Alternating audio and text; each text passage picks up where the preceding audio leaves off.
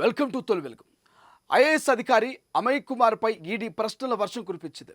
BRS హయాంలో జరిగిన అక్రమ లావాదేవీలపై 7 గంటల పాటు విచారించింది. ఈ కుంభకోణంలో ఎవరెవరి పాత్ర ఉందనే కూపి లాకింది. ఇక ఈడీ విచారణతో గులాబీ నేతల గుండెల్లో రైలు పరిగెడుతున్నాయి. త్వరలో వీరిని కూడా ఈడీ విచారించే అవకాశం ఉండడంతో తెగ టెన్షన్ పడుతున్నారట కొందరు బీఆర్ఎస్ నేతలు. ప్రభుత్వ భూముల కేటాయింపులో జరిగిన అవకతవకలపై ఐఏఎస్ ఆఫీసర్ అమయ్ కుమార్ పై ఈడీ ప్రశ్నల వర్షం కురిపించింది. గత ప్రభుత్వ హయాంలో ఉమ్మడి రంగారెడ్డి, మేడ్చల్, మల్కాజ్గిరి జిల్లాల కలెక్టర్గా పనిచేసిన సమయంలో అమయ్ కుమార్ పై అనేక ఆరోపణలు వచ్చాయి. ప్రభుత్వ భూములతో పాటు భూదాన్ భూములు, అసైనెడ్, సీలింగ్ భూములను ప్రైవేట్ వ్యక్తులు, రియల్ ఎస్టేట్ వ్యాపారులకు కట్టబెట్టినట్లు సిబిఐ ఈడీకి ఫిర్యాదులు వెళ్లాయి. ప్రభుత్వ భూములను ప్రైవేటు వ్యక్తులకు దారదత్తం చేసేటప్పుడు ఎన్ఓసి కూడా జారీ చేసినట్టు కొన్ని ప్రాథమిక ఆధారాలను ఫిర్యాదుదారులు సమర్పించారు.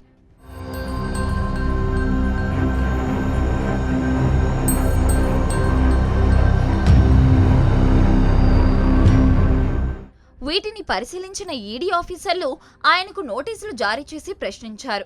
అమయ్ కుమార్ కలెక్టర్గా ఉన్న సమయంలోనే చేరిలింగంపల్లి, నానక్రుంగుడ భూములకు సంబంధించి అక్రమాలు జరిగాయనే ఆరోపణలు ఉన్నాయి. గత ప్రభుత్వంలోని గులాబీ నేతలకు అనుకూలంగా వ్యవహరించి వందల ఎకరాల బదిలీ చేయటంలో సహకరించారని ఆరోపణలు ఉన్నాయి. వీటి విషయంలోనూ ఈడీ అధికారులు ఆరా తీసినట్లు సమాచారం.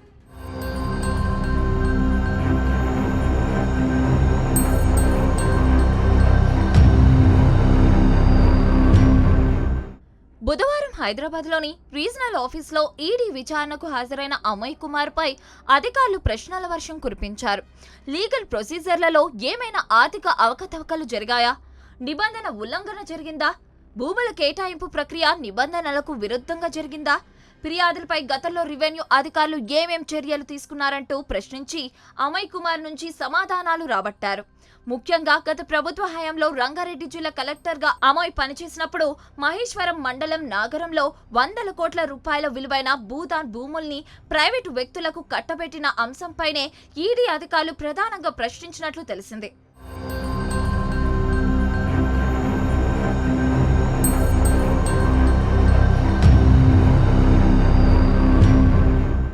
నాగారంలో సర్వే నెంబర్ 181, 182 పరిధిలో దాదాపు 102 ఎకరాల భూమికి సంబంధించి దీర్ఘకాలంగా ఈ వివాదం కొనసాగుతుంది.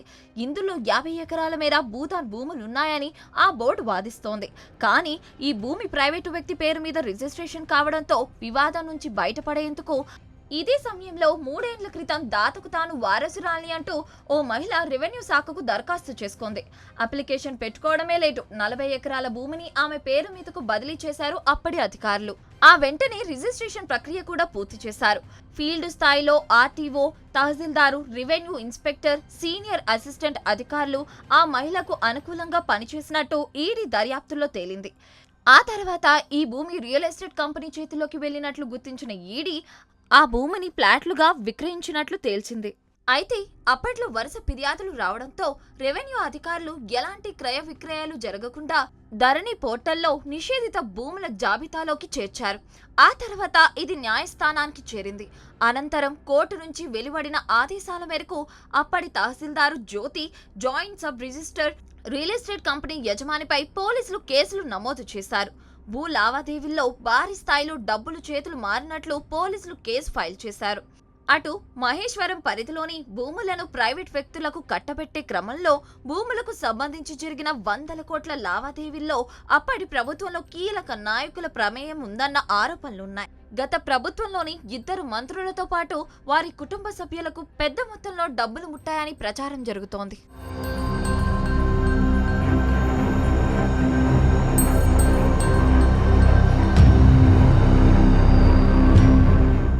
ఒక్కో ఎకరం కోట్లాది రూపాయలు విలువైనవి కావడంతో అడ్డదారిలో నగదు చేతులు మారినట్టు ఈడీ నిర్ధారణకు వచ్చింది. మనీ లాండరింగ్ కోణంలో ఐఏఎస్ అధికారి అమయ్ కుమార్ను ఈడీ విచారించింది. ప్రధానంగా మహేశ్వరం భూముల విషయంలో విచారణ జరుపుతున్న ఈడీ మరింత లోతుగా ముందుకెళ్తే గత ప్రభుత్వ నాయకుల ప్రమేయం కూడా బయటపడే అవకాశం ఉందన్న చర్చ జరుగుతోంది. ఇప్పటి వరకు తమ వద్ద ఉన్న సమాచారం మేరకు ఐఏఎస్ అమ్మాయిని విచారిస్తున్న ఈడీ బృందం తమకు లభించే వివరాల మేరకు అవసరమైతే నాయకులకు నోటీసులు జారీ చేసి ప్రశ్నించే అవకాశం ఉన్నట్లు తెలుస్తోంది. అయితే ఈడీ విచారణలో అమయ్ కుమార్ ఏం చెప్పారు? ఈ కేసులో ఇంకెవరి పేర్లు బయటకు రానున్నాయి? రాబోయే రోజుల్లో వారిపై ఎలాంటి చర్యలు ఉంటాయి? వారిపై ఎలాంటి దర్యాప్తు జరుగుతుందనే విషయాలు ఇప్పుడు సర్వత్రా ఉత్కంఠగా మారాయి.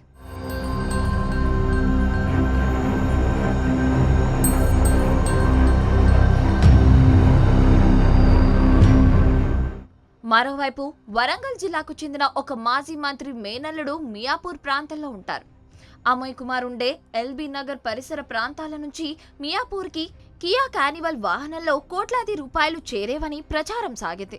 మాజీ మంత్రి మేనల్లుడు తన సొంత కుటుంబ సభ్యులకు డబ్బులు చేరవేసి బినామీల రూపంలో భారీగా ఆస్తులు కూడగట్టినట్టు తెలుస్తోంది.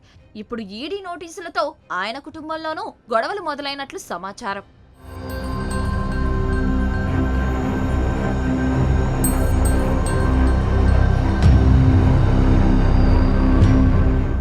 ఆదిబట్లలో ధరణి ఆపరేటర్లపైన కేసు నమోదైంది. దీనిని ప్రభుత్వం సిఐడికి అప్పగించగా కీలక విషయాలు వెలుగులోకి వచ్చాయి.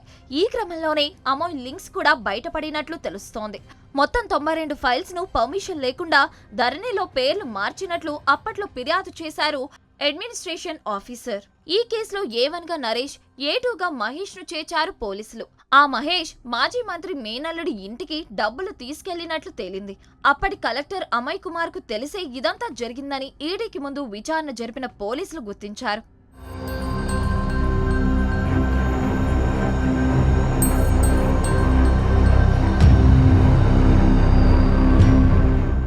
ఇక రంగారెడ్డి జిల్లా కలెక్టర్ గా విధులు నిర్వహిస్తున్న సమయంలో అమయ్ కుమార్ అక్రమాలకు పాల్పడినట్లు ఆరోపణలున్నాయి. శంషాబాద్ లో 21 ఎకరాల సర్కారు భూమిని ధరణిలో లొసుగుల ఆధారంగా ప్రైవేటు పరం చేశారని విమర్శలు వచ్చాయి. మాడ్గుల మండలం ఫిరోజ్ నగర్ గ్రామానికి చెందిన సుమారు 7 ఎకరాల భూమి ఆన్లైన్లో అక్రమంగా నమోదైంది. ఈ ఘటనలోనూ అమయ్ హస్తముందని అప్పట్లో కథనాలొచ్చాయి. స్థాయి మరిచి అవినీతికి పాల్పడిన ఇలాంటి అధికారి అవినీతి లీలలను ఈడీ బయటపెట్టాలని అప్పట్లో అమయ్ కుమార్ బాధితులంతా ఇప్పుడు బయటికి వస్తున్నారు.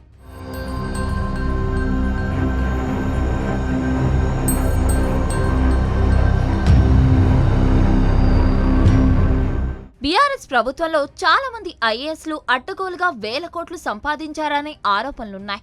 రెండోసారి ప్రభుత్వం ఏర్పాటు చేసిన తర్వాత ధరణిలో భూముల పేరుతో అడ్డు అదుపు లేకుండా కోట్ల రూపాయలు దోచేశారని విమర్శలున్నాయి. ఈ క్రమంలోనే కమిషన్ల రూపంలో భారీగా డబ్బులు పోగు చేసుకున్నట్లు ఈడీ గుర్తించింది.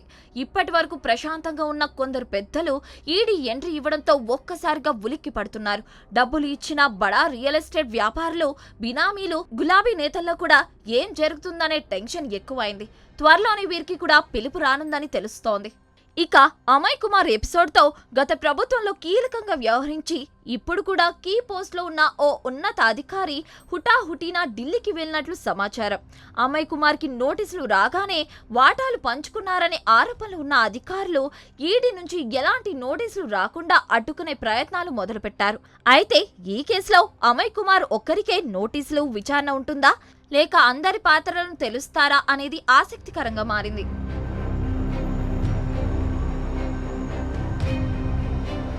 అసలైన తొలి వెలుగు. ఫాలో వాట్సాప్ @తొలి వెలుగు official.